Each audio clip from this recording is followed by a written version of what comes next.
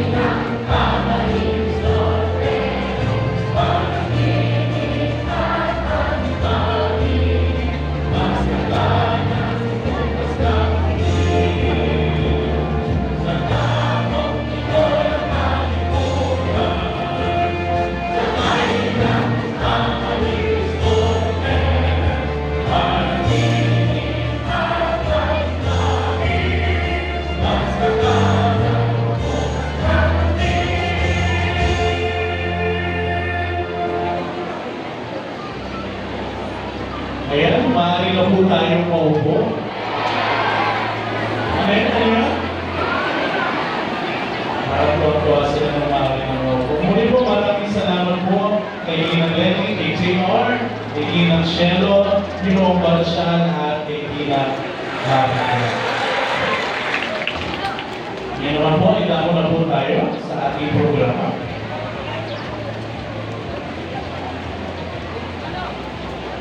Ngayon naman po ay pakinggan natin ang pambungad na pananalita na ibabahagi sa atin ng ating SGC Co-Person Engineer Harold R. Estrada.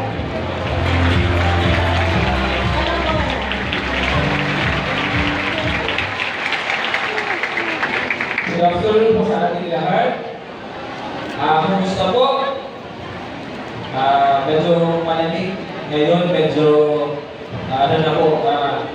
normal temperature na. Okay. Good afternoon sa ating lahat, to our esteemed guests, let me welcome our ever energetic Principal for Sir Persotilio Reyes.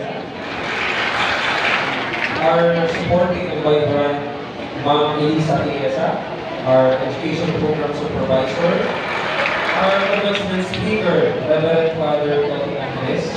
Good afternoon po. To the parents, teachers, and graduates of Batch 2025. Congratulations, graduates. We're incredibly proud of your hard work and dedication. May your future be filled with success and happiness. It is my pleasure to welcome students, families, and faculty to this commencement exercise of Dayan Elementary School. Every one of you has made an impact on the graduates who sit here today in front.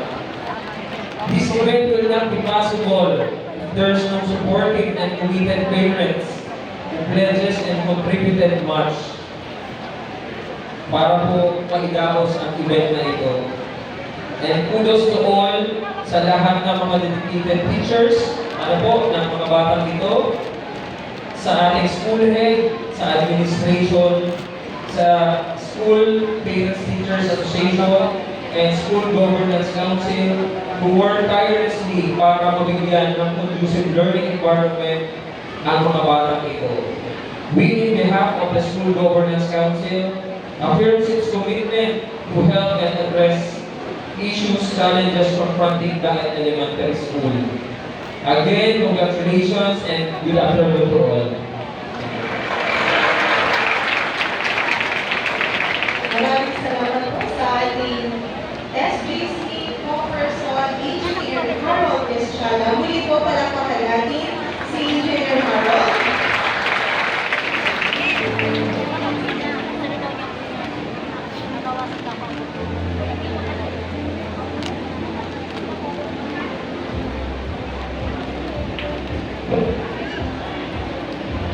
Ngayon naman po, ipakinggan natin ang pagtanggap ng pananalita na ibibigay sa atin ni Sander E. Oira, Baita 6, SSES, Patmapitan.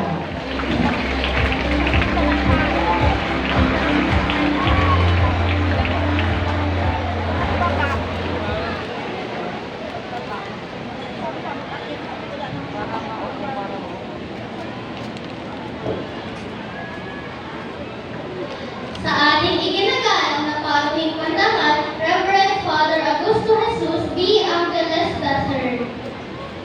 Sa ating iginagalang na tagapamanihala ng mga paaralan sa Camarines Norte, Sir Cristino M. Marsilia. Sa ating tagamasibang pansakay sa Pilipino, Ma'am Eliza Riet. Sa ating minamahal na tagamasibang purong ng Hilalang Daet, Dr. Renita Abraham. Sa ama ng paaralang elementary ng Daet, ang aming punong guro, Sir Sofia Riet. Mga minamahal kong mga guro, mga panauhin, mga magulang, at sa kapwa ko magsisipagtapos, magandang hapon sa inyong lahat. Isang malaking karangalan para sa akin na gampanan ang pagtanggap ng pananalita. Ngayong hapon, tayo na narito ngayon upang ipagdiwag ang isang mahalagang yugto sa ating buhay. Ang pagtatapos ng ating pag-aaral sa elementarya. Hindi ito basta pagtatapos, bagkus ito ay isang simula ng isang bagong kabanata tungo sa pagtupad ng ating mga pangarap.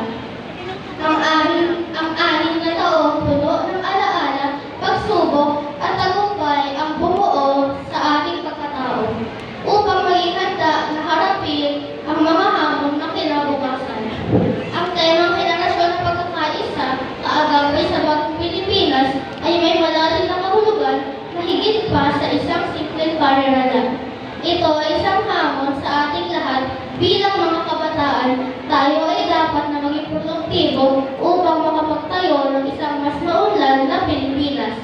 Ito ay magagampanan natin kung tayo ay mula sa mga kaganapan sa bansa at makikilahok sa pagbuo ng isang Pilipinas na pinapangarap ng lahat. Sa loob ng mga taong ginugol ko sa paaralang ito, hindi lamang ako natuto ng mga aralin sa aklat. Natuto rin ako ng mga aral sa buhay, ang kahalagahan ng pagkakaibigan, ang tibay ng pamilya, at ang kahulugan ng pagsisikap.